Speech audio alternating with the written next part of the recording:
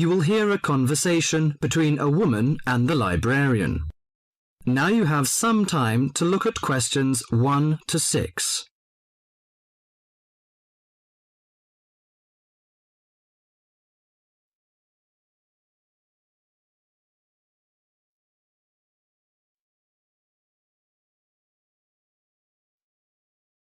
Now listen to the talk and answer the questions 1 to 6.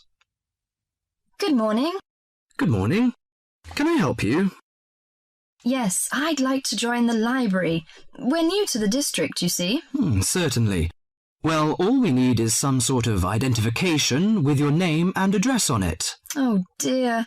We just moved, you see, and everything has my old address. A driving license, perhaps? No, I don't drive. Your husband's would do. Yes, but his license will still have the old address on it. Perhaps you have a letter addressed to you at your new house. No, I'm afraid not. We've only been there a few days, you see, and no one's written to us yet. What about your bank book? That's just the same. Oh dear, and I did want to get some books out this weekend. We're going on holiday to relax after the move, you see, and I wanted to take something with me to read. Well, I'm sorry, but we can't possibly issue tickets without some form of identification. What about your passport? What? Oh, yes, how silly of me. I've just got a new one, and it does have our new address. I've just been to book our air ticket, so I have it on me. Well, that's all right. Your ticket will be ready soon. OK, how many books am I allowed to take out?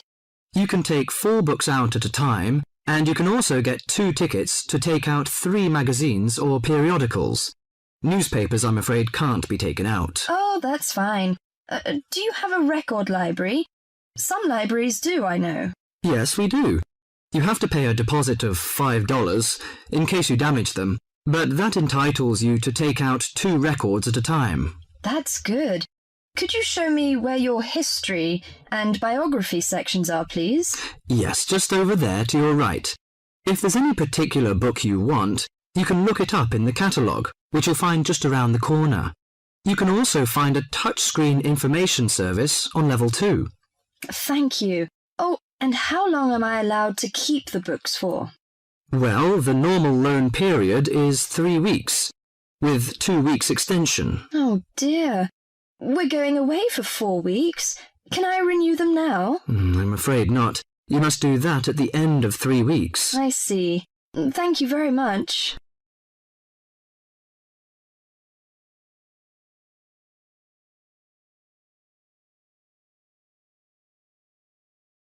Before the talk continues, you have some time to look at questions 7 to 10.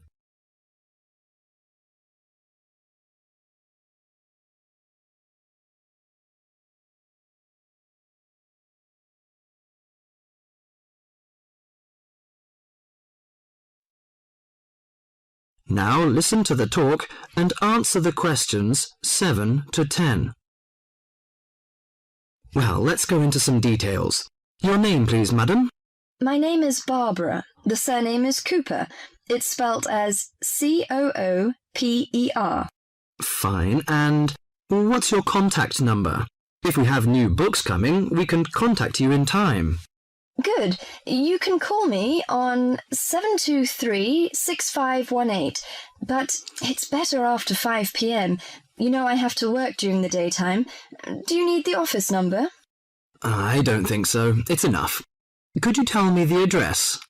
I lived in King Road, but of course you need my new address. It's 25 St. Mary Road, Hanwell. That's Hanwell. Is that right? Yes. Do you need the passport number? I just brought it with me. Here you are. Yes, thank you. The number of your passport is G57980942. OK, and your ticket is ready. The number is M930123. Thank you. Could I take a look around and check out some books? Of course, as you like.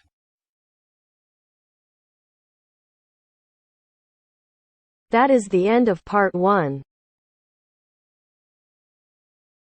You now have half a minute to check your answers.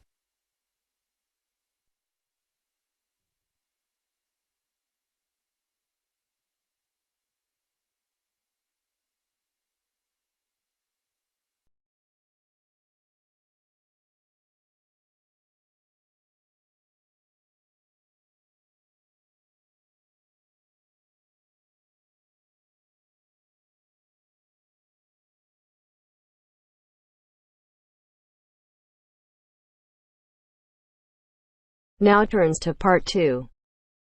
Part 2. You are going to hear a conversation between a student and a driving instructor. First, look at questions 11 to 14.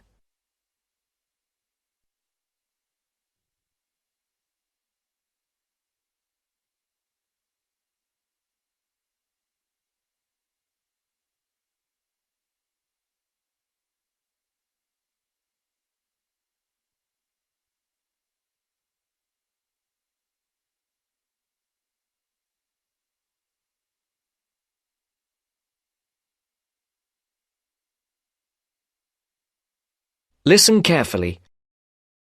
Hello, I'm going to be your driving instructor today. Are you ready to begin?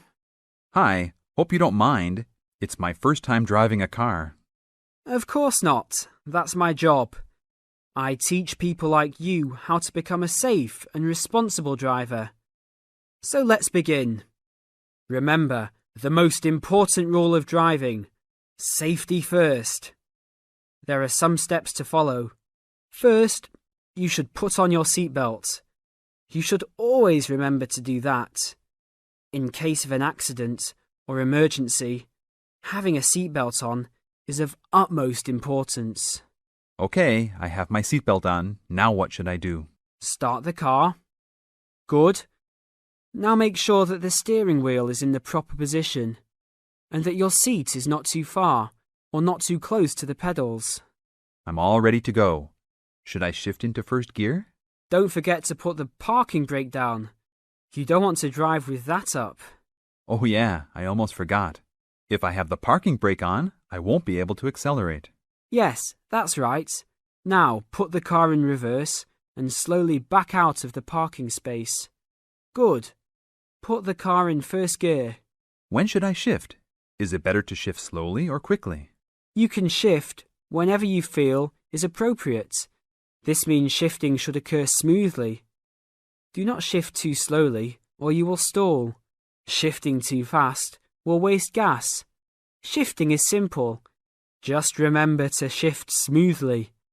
To shift, you will have to push the clutch and then push the gas pedal. Before the broadcast continues, look at questions 15 to 20.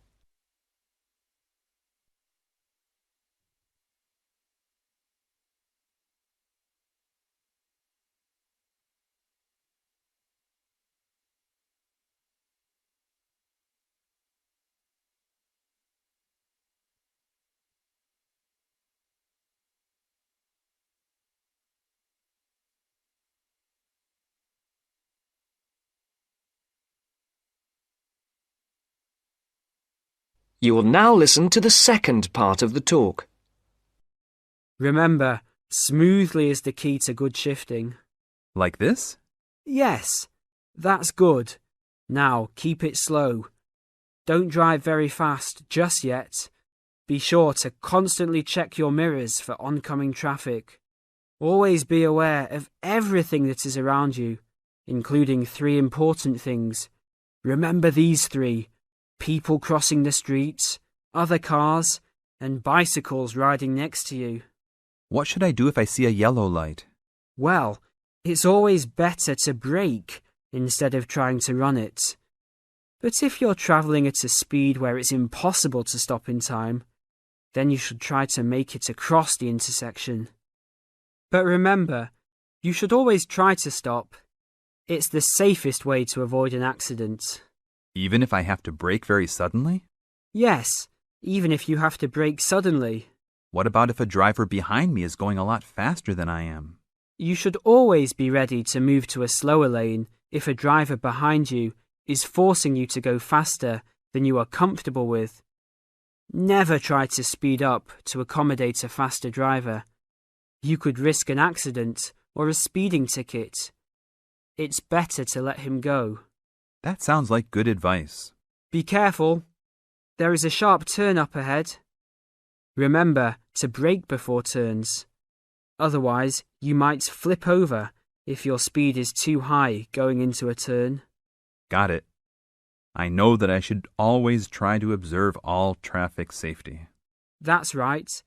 If safety is not your first priority, it will make driving very dangerous for you and other drivers on the road. Okay, park the car here. You did a great job today for your first day. I'll see you in 3 days. Thanks so much. I will see you then.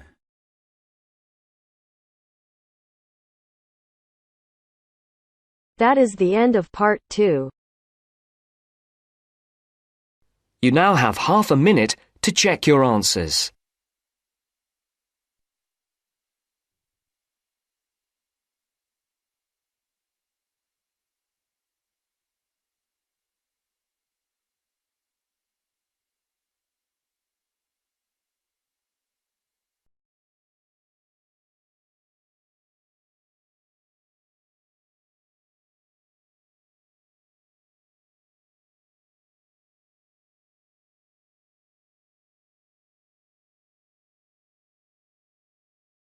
Now turns to part 3. Part 3.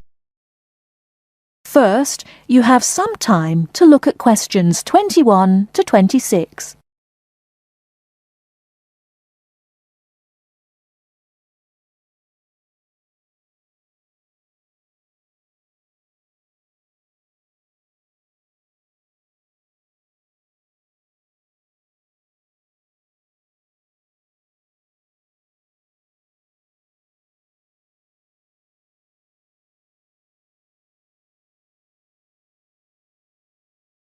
Now listen carefully and answer questions 21 to 26.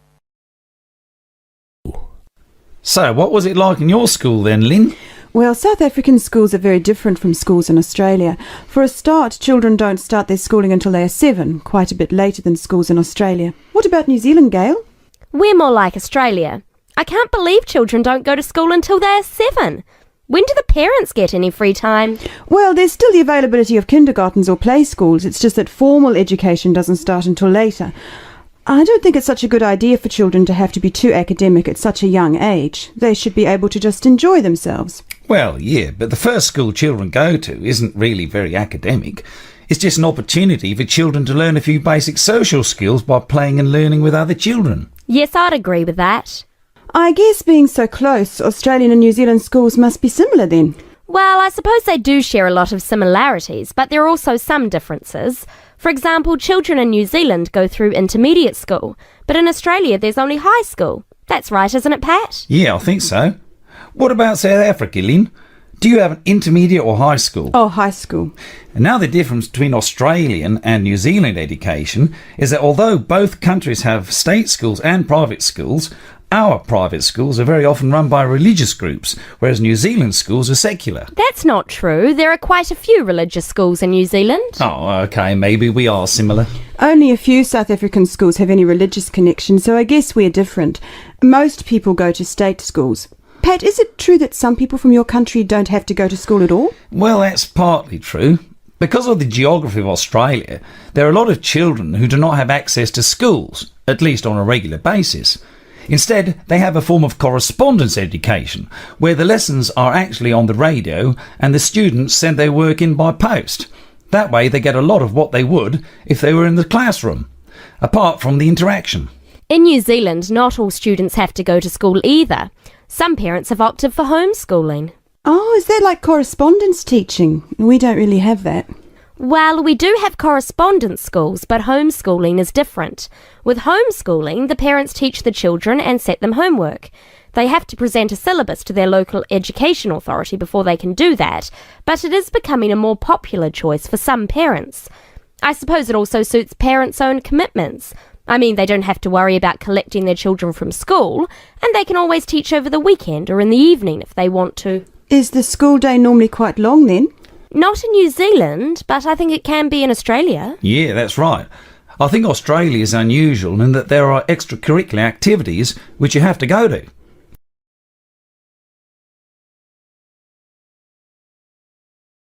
Before you hear the rest of the talk, you have some time to look at questions 27 to 30.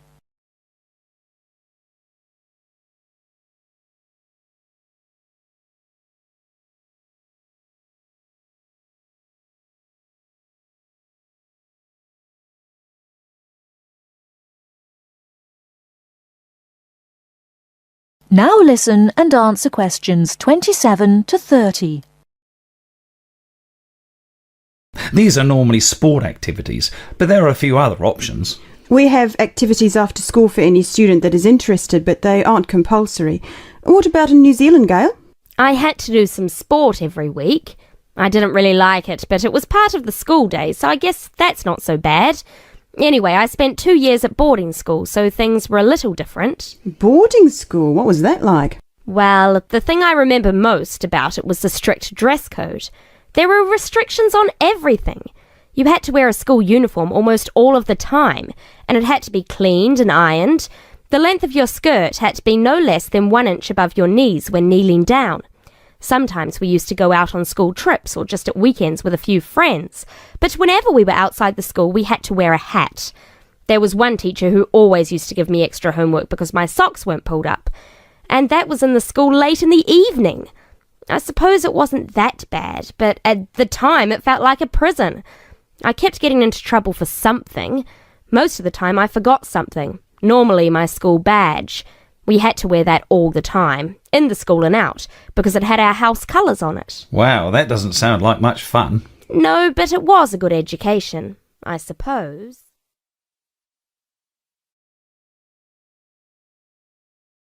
That is the end of part 3. You now have half a minute to check your answers.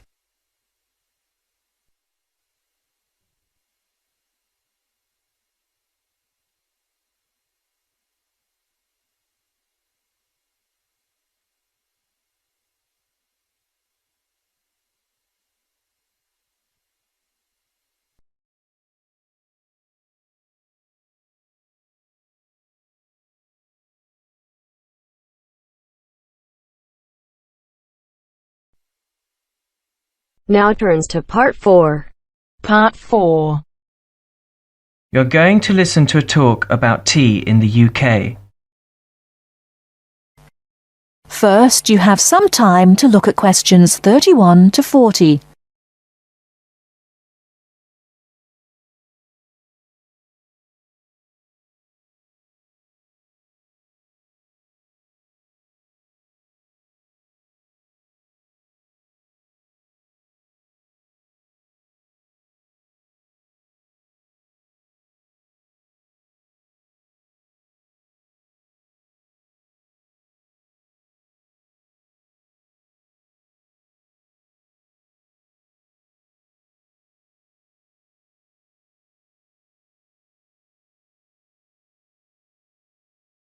Now listen carefully and answer questions 31 to 40.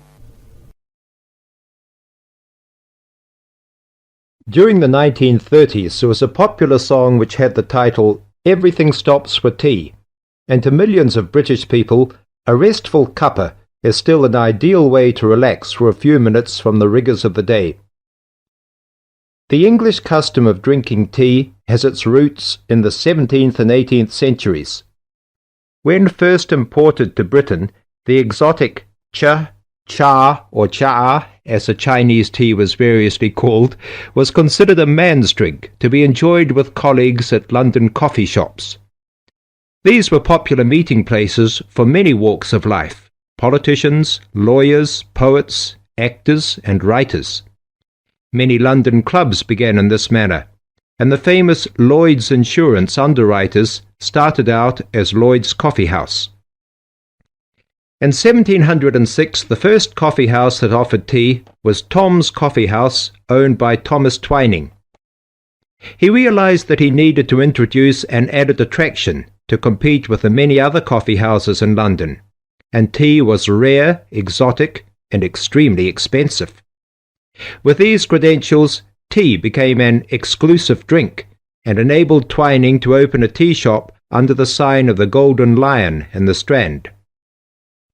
By the 18th century, the ladies of the more affluent classes were going China mad, using tea as an excuse for displaying their extravagant purchases of Chinese porcelain and Dresden tea sets. A comprehensive tea tray would consist of a teapot and stand, teacups and saucers, sugar bowl, milk jug, and basin for discarded tea and tea leaves. Tea was still expensive and kept in locked tea caddies. Skilled craftsmen fashioned caddies of carved inlaid woods fitted with crystal and precious metals. To ensure the servants weren't tempted by this priceless commodity, the caddy was kept locked, and only the mistress of the house held the key and prepared tea when guests came to visit. No well-brought-up young Englishwoman could consider herself socially acceptable unless she knew how to brew a proper cup of tea. As the 18th century progressed, changes in commerce and working hours resulted in the main meal of the day being taken much later in the evening. The prospect of lasting from breakfast until evening did not appeal to the Duchess of Bedford, who is usually credited with being the first to alleviate late afternoon hunger pangs by introducing a small 4 o'clock meal served with tea. With time, the light, wafer-thin toast or delicate white bread gave way to exotic fillings like tomato and egg, cucumber, chicken, or potted shrimps, followed by buttered scones, crumpets, or elegant pastries. The popularity of tea continued to spread, but it was not until 1839 that the first shipment of Assam Indian tea was landed in Britain. A healthy trade with India was soon established, and tea clippers, like the Cutty Sark, now a museum in a dry dock at Greenwich, were reaching the peak of their sailing days. In 1879, the first limited shipments of Ceylon tea began to arrive, and by 1880 this had been firmly established alongside Indian and China teas, giving the broad range of teas that are available today. There have been few changes in 3 centuries of tea trading. London is still the centre, and indeed Twining still has a shop on the site of the original Tom's Coffee House at 216 The Strand. The name Twining has been linked with tea for over 280 years.